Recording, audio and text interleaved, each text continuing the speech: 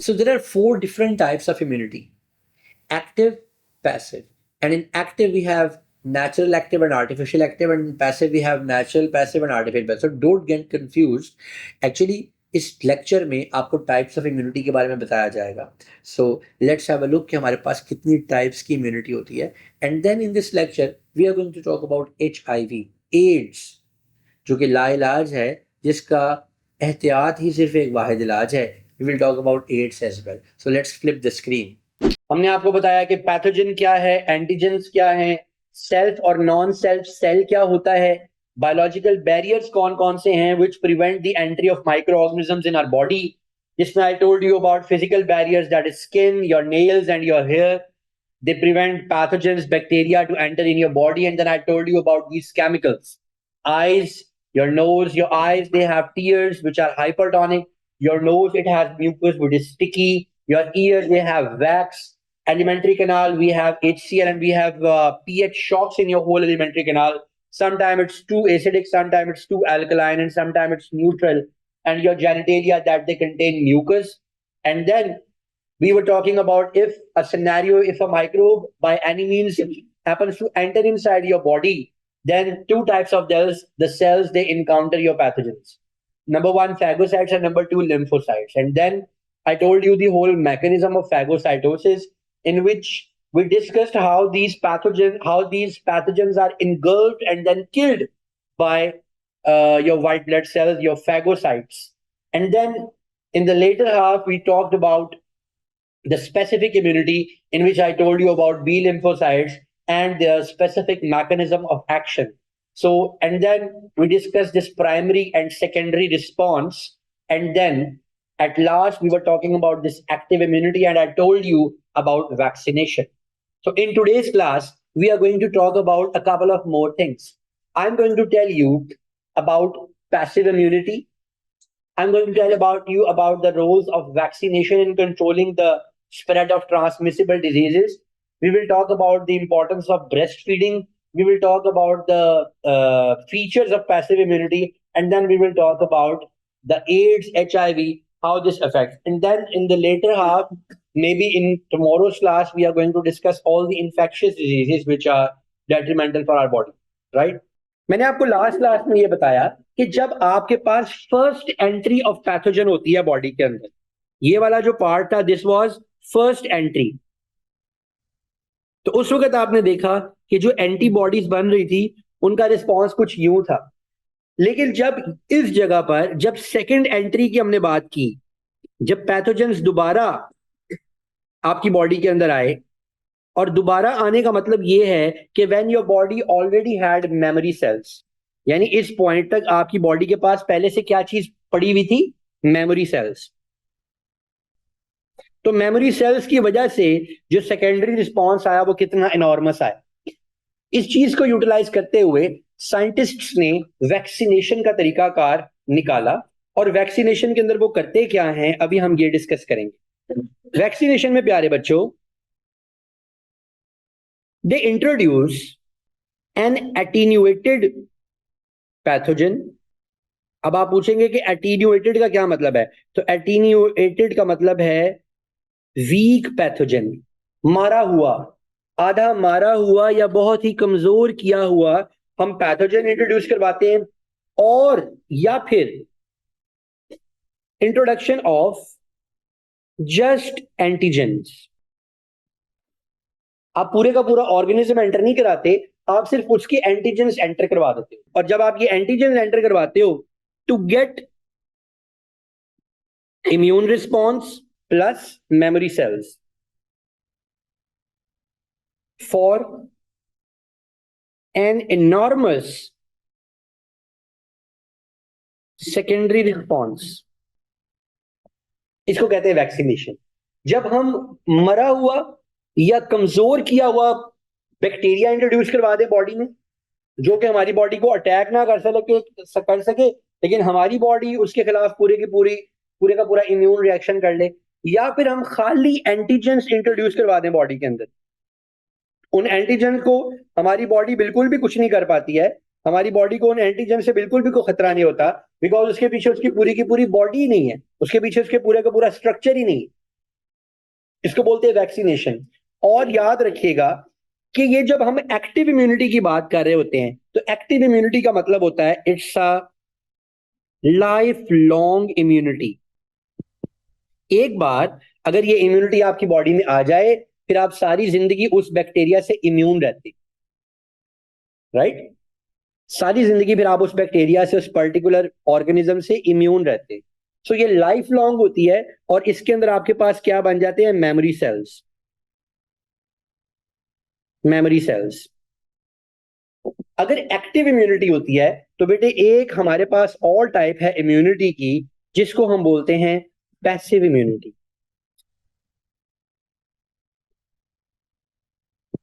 Passive immunity. Passive immunity के characteristics पहले discuss कर लेते हैं। Number one, passive immunity is a short term, long lasting नहीं होती, शॉर्ट टर्म इम्यूनिटी होती। और इसके अंदर हम करते क्या है, external introduction of readymade antibodies.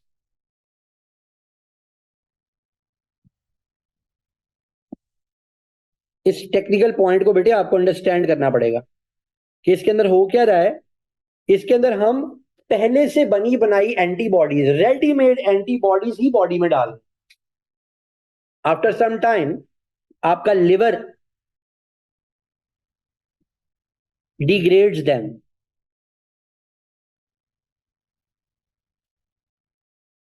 आपका लिवर उनको डिग्रेड कर देता है और आपकी बॉडी फिर वहीं की वहीं आगे खड़ी हो जाती है। अब पैसिव इम्यूनिटी के दो तरीके हैं। पहला पैसिव इम्यूनिटी का जो तरीका है प्यारे बच्चों वो है नेचुरल पैसिव इम्यूनिटी। तो देखते हैं नेचुरल पैसिव इम्यूनिटी कैसे आती है। नेचुरल पैसिव इम्यूनिटी आती है दो तीन तरीकों से।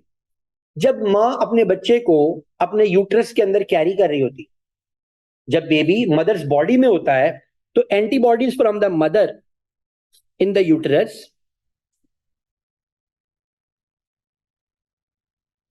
एंटीबॉडीज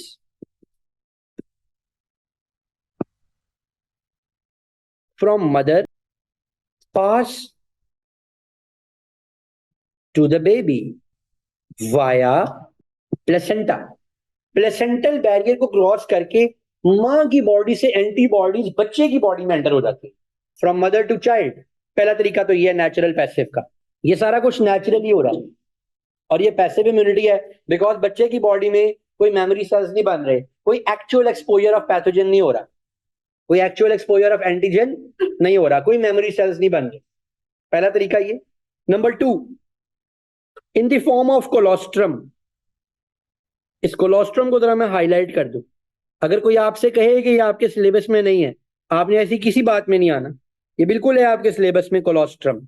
जब मैमेलियन मदर, मैमल मां बच्चे को जन्म देती है तो उसके मेमोरी ग्लैंड्स में से दूध से पहले एक ट्रांसपेरेंट लिक्विड आता है जिसको कोलोस्ट्रम कहते हैं, and it is rich in antibodies.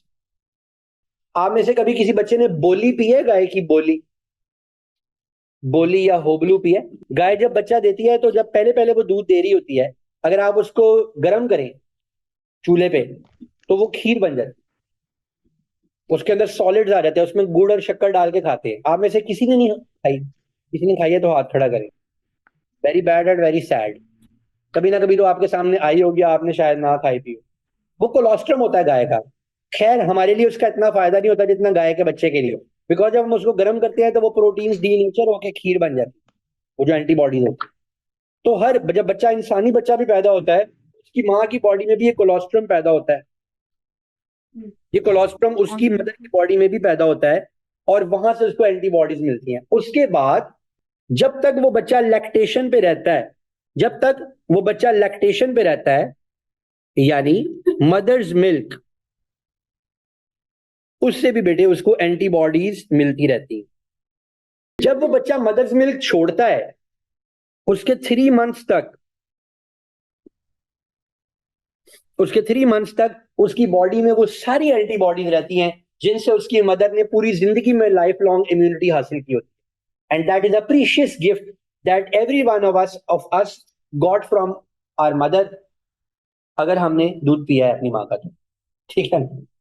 और आपको पता है कि हमारे प्यारे नबी सल्लल्लाहु अलैहि वसल्लम, उनकी वालदा की डेथ हो गई थी जब वो पैदा हुए थे, तो उनको फिर दाई हलीमा, जो एक हिस्ट्री में जिनका बहुत बड़ा नाम है, दाई Halima was a foster mother of our holy prophet peace be upon him, ठीक है।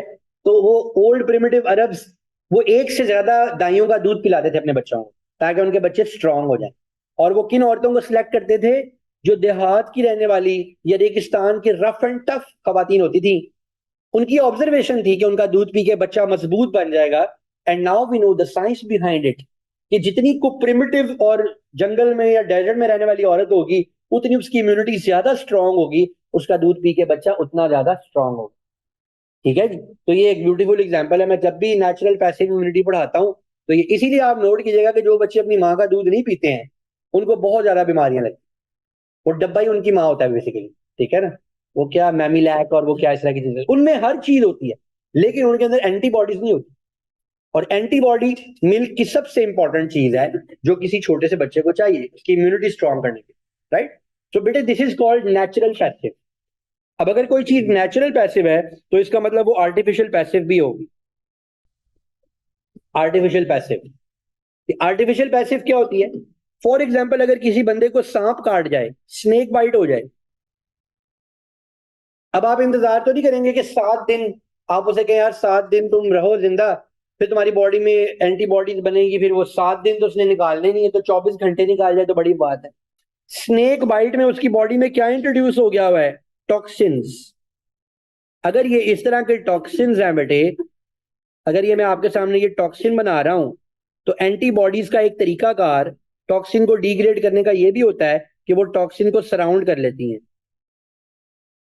क्या कर लेती है? सब लोग मिलके बोला करें, सराउंड कर लेती हैं उनको। और तब तक सराउंड किए रखती हैं जब तक कोई फैगोसाइट वहां आ ना जाए, तो सेल्स को बचा लेती हैं, सेल्स को बचा लेती हैं।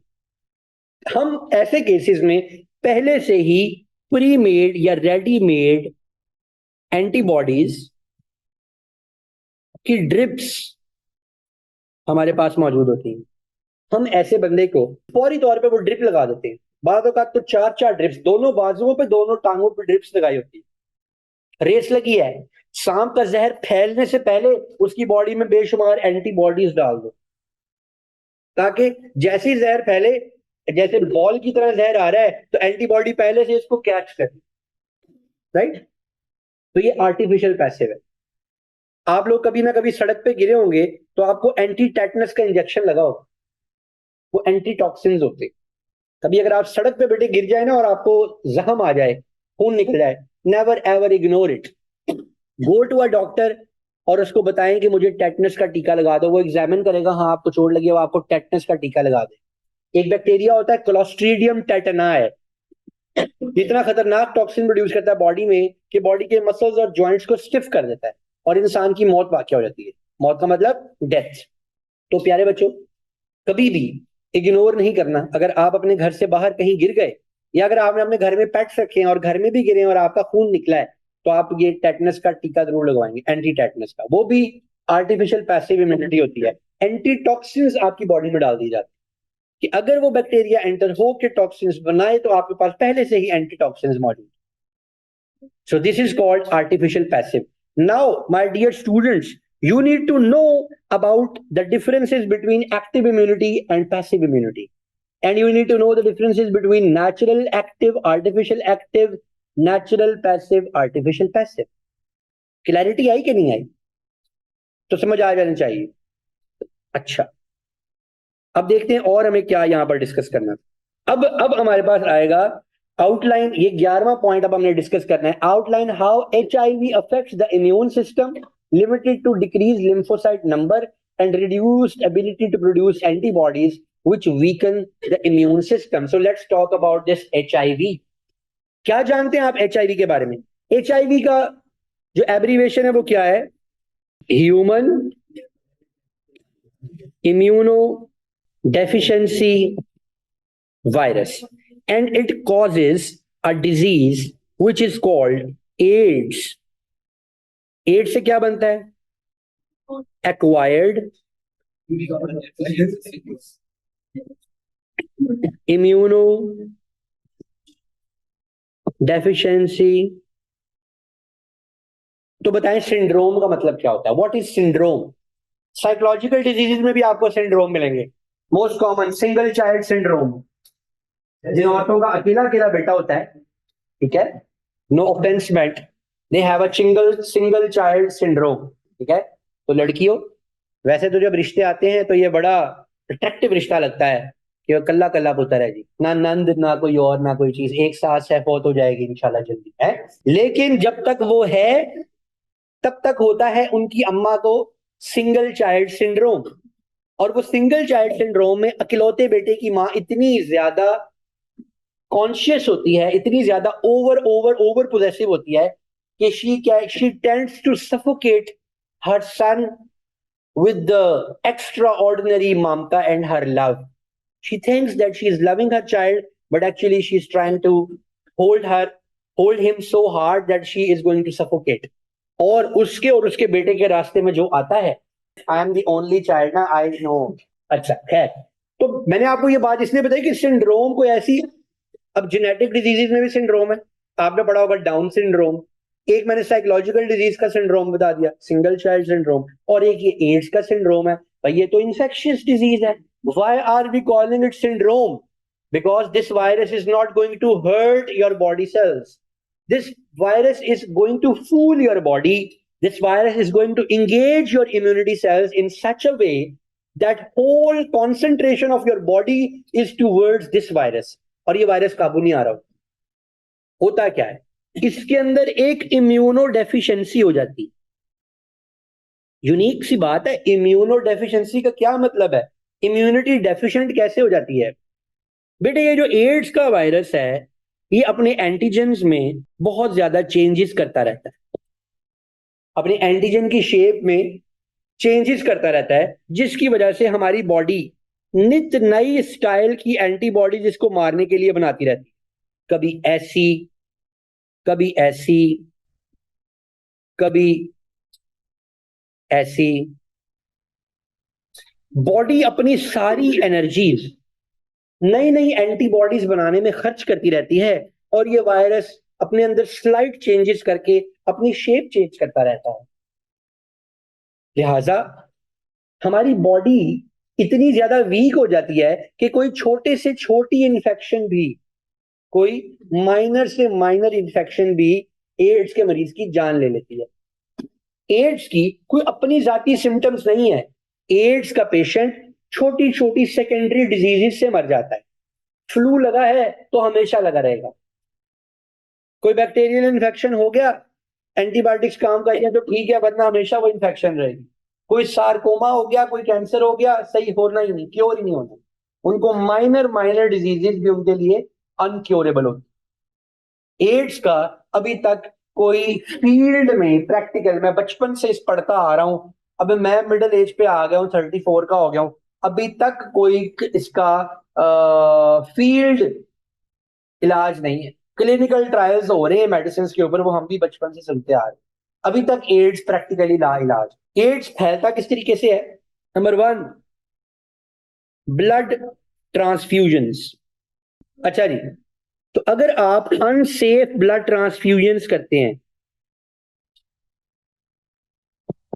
उसकी वजह से एड्स फैल सकता है। ब्लड की जरूरत थी, चेक नहीं किया, ब्लड एक का दूसरे को लगा दिया, अगर पिछले को एड्स था तो अगले को भी एड्स हो जाएगा। नंबर 2, ये जो आप बार्बर्स के पास जाते हैं, प्लस यहां मैं लिखूंगा, ब्यूटी के स्पेलिंग मुझे आ नहीं रहे, ब्यूटी पार्लर्स या ये जो ब्यूटी सैलून्स होते हैं, इससे तो बहुत ज्यादा एड्स फैलते हैं। बेटा वो ऐसे ऐसे प्रोब्स यूज करती हैं और उनको स्टरलाइज नहीं करती, ठीक है, एक को भी उसी से किया, दूसरे को भी उसी से किया, तीसरे को भी उसी से किया, ठीक है। अगर एक खातून को एड्स था और उनका कोई कट वट लग गया और उनका ब्लड लग गया उनके किसी प्रोब को, अल्लाह जाने उनके पास क्या क्या चीजें होती हैं, औजार वगैरह, आई डोंट नो, मैं कभी जा नहीं सका, ठीक है। तो वो अगर वहां से किसी दूसरे को यूज कर रहे और उसकी स्किन के ऊपर भी कोई ब्रूज या कोई कट आ गया वहां से आराम से एड्स का वायरस एक से दूसरी खातून को चले। सो ये जो हमारी बहनें बेटियां हैं, इनको बिल्कुल ब्यूटी पार्लर नहीं जाना चाहिए। एक तो उनके अब्बू और हस्बैंड्स के पैसे बचेंगे, ठीक है कि नहीं, because it is way too expensive. ठीक है, बॉयज का भी ऐसी है, एक नाई होता है, वो ऐसे दिखा रहा होता है आपको, ये लेके जी मैंने ब्लेड चेंज कर दिया शेव के लिए, ठीक है, पूरे मोहल्ले की शेव एक ही ब्लेड से खेल दी। अब उनमें कोई एक भी अगर हेपेटाइटिस का मरीज आ गया, बाकी सारे मोहल्ले को फैलाएगा वो, ठीक है कि नहीं। अच्छा, इट्स नॉट नेसेसरी कि सिर्फ और सिर्फ ब्लेड ही चेंज हो, वो जो पूरे का पूरा उस तरह वो यूज कर रहा है उसको भी स्टरलाइज होना चाहिए आफ्टर ईच शेव, या तो उसके लिए डिस्पोजेबल्स यूज करने चाहिए। डिस्पोजेबल्स चेक करा कि शुक्र है मेरी शेव में भी नहीं आई जी बेटा। सर ये मुझे ये बार्बर्स का समझ नहीं आया सर ये। बेटे अगर आप नाई की दुकान पे जाते हैं और वो एक ही ब्लेड से सारे मोहल्ले की शेव कर रहा है, तो उससे अगर किसी एक को एड्स था और उसका ब्लड कट में उस ब्लेड पे लग गया और बाद में उसने किसी और को किया और उसको भी कट लग गया, और कट लग जाना is a very common thing, cut लग जाना इज वेरी, यस सर। तो बस फिर उसको एड्स हो जाएगा, वो तोहफा लेके जाएगा। एक और तरीका कार, ये जो बच्चे ड्रग्स लेते हैं, नीडल्स, सिरिंजेस, रिहैब सेंटर पे जब कोई नीडल सिरिंजेस वाला पेशेंट आता है ना, हीरोइन वाला, सबसे पहले उसका HIV टेस्ट करते हैं। 99% HIV पॉजिटिव होता है।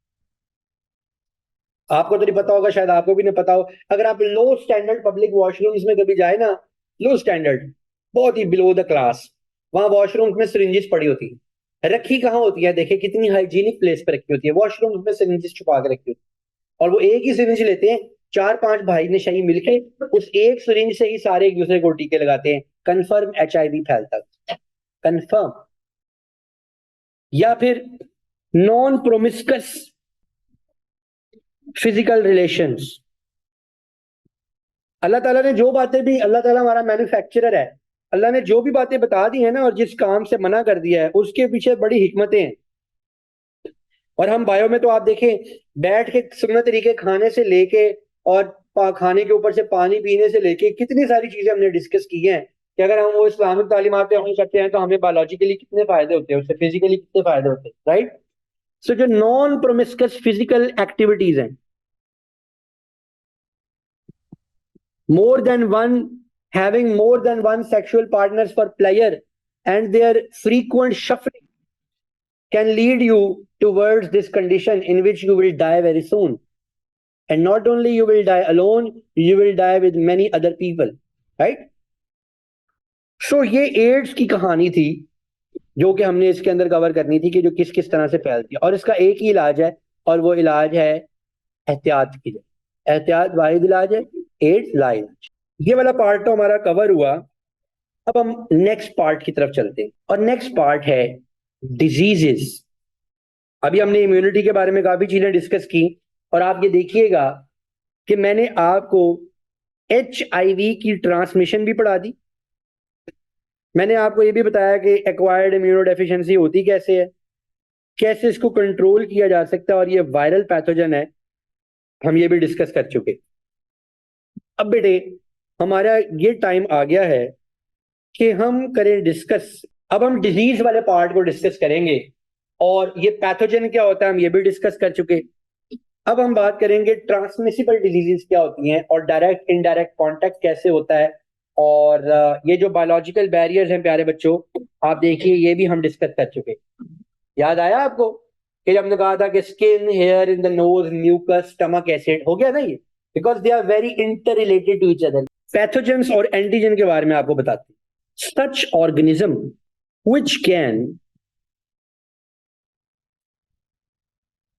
cause a disease when introduced in your body is called what? Pathogen. इसको कहते हैं पैथोजन, ठीक है जी। अब आपने पूछा एंटीजन क्या होता है। एंटीजन हमारे पास बेटे हर एक सेल के ऊपर खास तरह के आइडेंटिफिकेशन फ्लैग्स लगे हुए होते हैं। आइडेंटिफिकेशन फ्लैग्स लगे हुए होते हैं। ये जो आइडेंटिफिकेशन फ्लैग्स हैं, दे आर एक्चुअली ग्लाइकोप्रोटीन्स। क्या होती हैं? Glycoproteins. And these glycoproteins are identification flag. And these identification flags or glycoproteins are termed as antigens. इनको बोलते हैं एंटीजेंस. ये एंटीजन हर सेल पे होते हैं. ये एंटीजन हर सेल पे होते हैं, हमारे सेल्स पे भी होते हैं. But those antigens they are unable to initiate an immune response in our body. They cannot initiate an immune response. But such antigens which are present on the body of a pathogen, यहां पे मैं लिख ही लेता हूं English में, such antigens which are present on can initiate immune response. और ये जो इम्यून रिस्पॉन्स शुरू करवाते हैं, देन हम यहां पे लिखते हैं एंड और immunity cells identify those cells as non self. कि भाई ये तो अपने नहीं है, ये तो अपने सेल नहीं है, ये बाहर से आए हैं.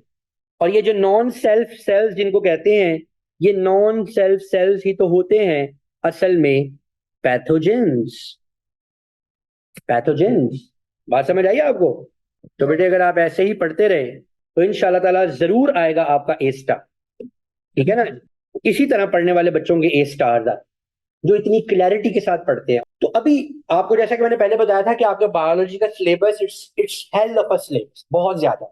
तो मेरा पूरा फोकस ये है कि क्लैरिटी के साथ आपको चीजें समझा दूं. If you have any question it's your time. अच्छा सर एक सवाल है मेरा सर. सर जो होते हैं सर एंटीजन सर, ये सेल्फ रिस्पॉन्स मतलब स्टार्ट कैसे करते हैं? ये नहीं करते. इनको देख के हमारी बॉडी की इम्यूनिटी सेल्स यानी फैगोसाइट्स और लिम्फोसाइट्स वो रिस्पॉन्स स्टार्ट करते हैं. और रिस्पॉन्स यही है कि फैगोसाइट उनको खा जाते हैं और लिम्फोसाइट्स उनके खिलाफ एंटीबॉडीज बनाते हैं. अब बेटे आपका जो सवाल, क्या हर दवाई पैसिव इम्यूनिटी है? No. Antibiotics is something else, antibodies is something else. अच्छा कि आपने ये सवाल पूछा. बेटे जो दवाइयां है ना, मैंने आपको बताया था दवाइयां दो तरह की होती हैं, pain killers and antibiotics. Antibiotic एक ऐसा केमिकल है जो बैक्टीरिया को किल करता है, वो हम एक्सटर्नली लेते हैं. ये जो एंटीबॉडीज हैं ये ऐसी प्रोटीन्स हैं जो बैक्टीरिया को किल करती है या टॉक्सिन को डिटॉक्सिफाई करती हैं. If we introduce these antibodies, that is passive immunity. If we are getting antibiotics, that is not a passive immunity. That is no immunity at all. That is a medication procedure. Got it? Okay प्यारे बच्चों. See you in the next class. And I am sure कि next class में हम ये जो बाकी का part है इसको भी कवर कर लेंगे.